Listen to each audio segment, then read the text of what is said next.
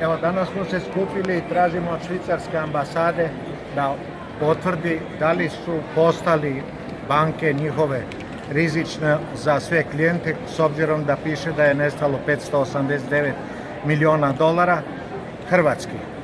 S obzirom da to tvrdi predstavnici više država raspadnute Jugoslavije, predsjednik Hrvatskog sabora i niz, a sad će vam kolegica pročitati imena ko potvrđuje da su nestali novci sa računa.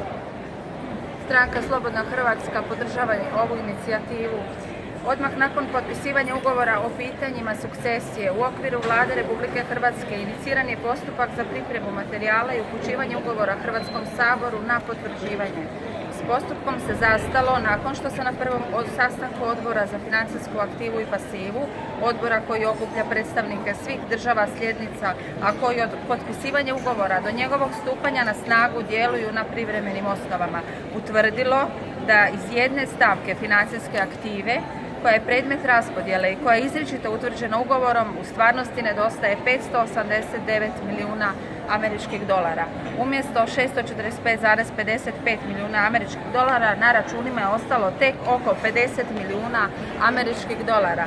Tu su potpisnici ugovora ministri vanjskih poslova za Bosnu i Hercegovinu Zlatko Lagundžija, za Republiku Hrvatsku Tonino Picula, za Republiku Makedoniju je potpredsjednik vlade Ilija Filipovski, također ministri vanjskih poslova za Republiku Sloveniju Dimitrij Rupel i za Saveznu Republiku Jugoslaviju Goran Svilanović.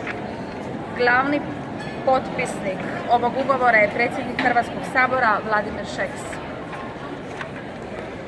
U ime stranke ORAH dajemo apsolutnu podršku gospodinu Kačinariju na današnjoj akciji, a ujedno stranka ORAH čini koaliciju Nema prodaje, zajedno sa strankama Nezavisna lista Stipe Petrina, Pokret Zajedno i Slobodna Hrvatska, te ujedno tražimo od švicarske ambasade da se pokrene postupak i da se pokuša pronaći nestali novac.